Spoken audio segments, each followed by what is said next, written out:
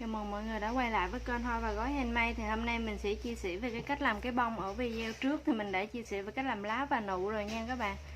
Ở đây mình sẽ chia sẻ về cái cách làm cái bông nở như thế này.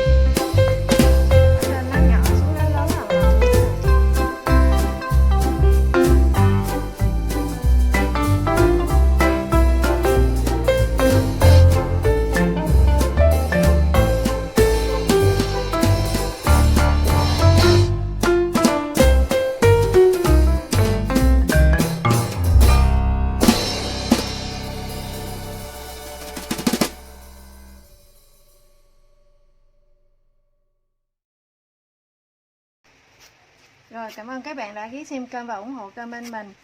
Hẹn gặp các bạn ở video sau. Ở video sau mình sẽ chia sẻ về cái cách cắm hoa nha.